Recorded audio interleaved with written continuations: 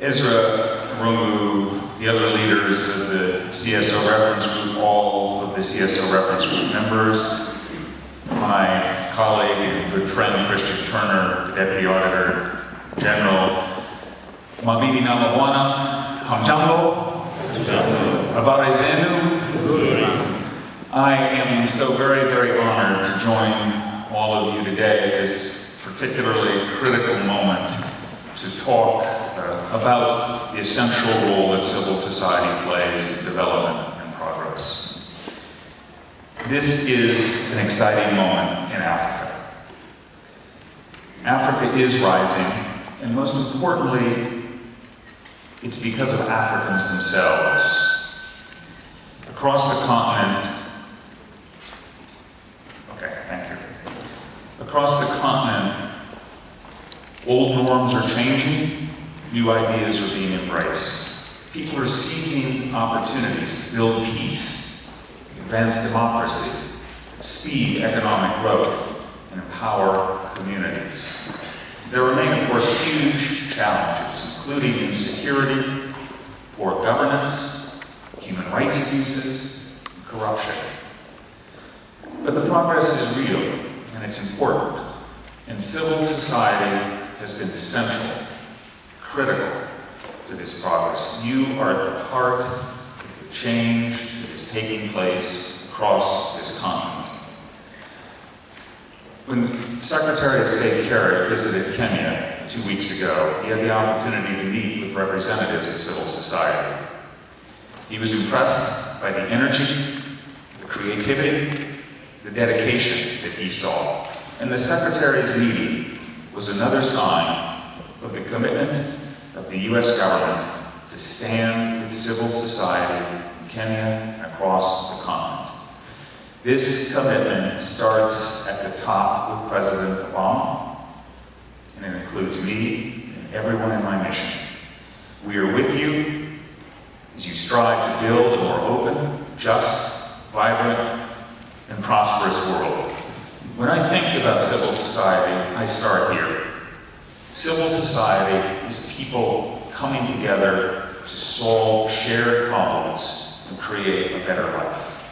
Civil society organizations feed millions of school children. They run vital health clinics. They report on human rights abuses and seek accountability. They help teach citizens about democracy. Civil society gives voice to the most vulnerable members of society. And while civil society can be a critic of the powerful, it can also be a great ally, helping them connect with ordinary citizens and build a better nation. Civil society is a vital part of a vibrant and healthy country. During a recent trip to Panama, President Obama put it this way: strong, successful countries require strong and vibrant civil societies.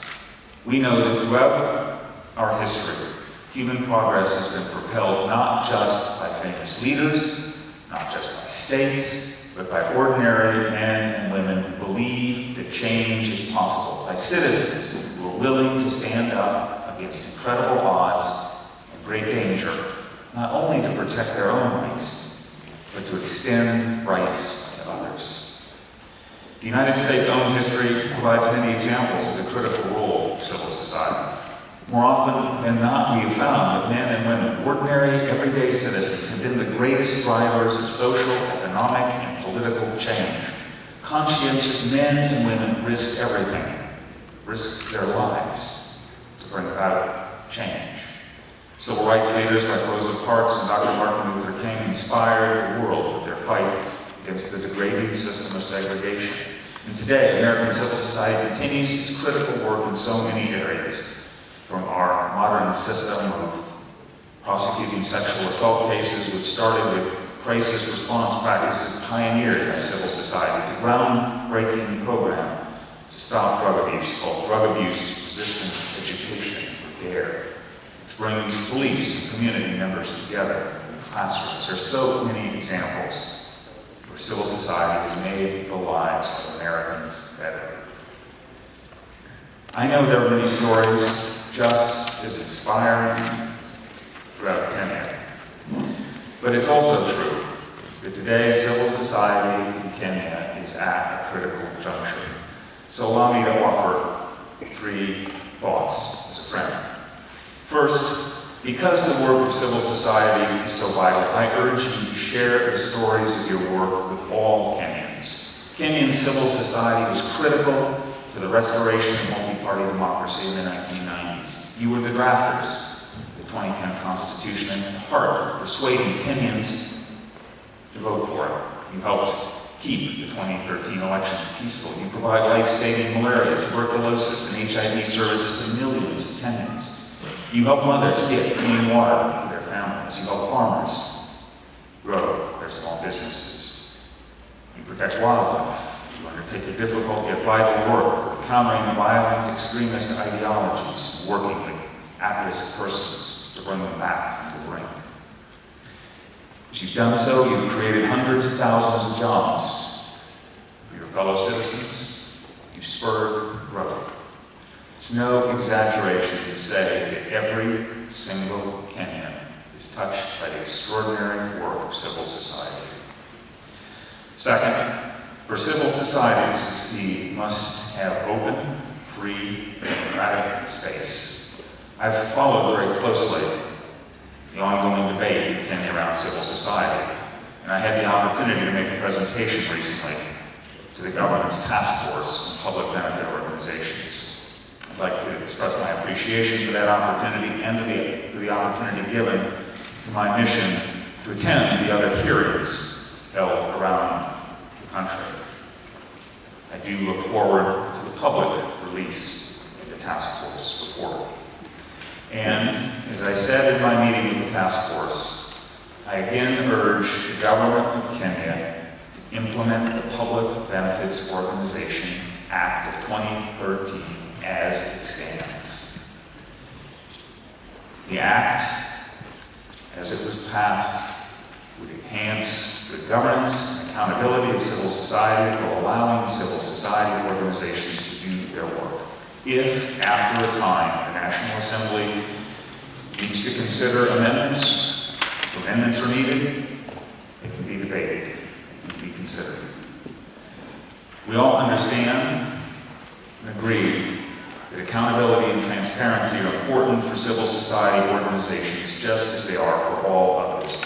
Nevertheless, there are ways to achieve accountability and transparency that do not restrict or impede the vital work of civil society.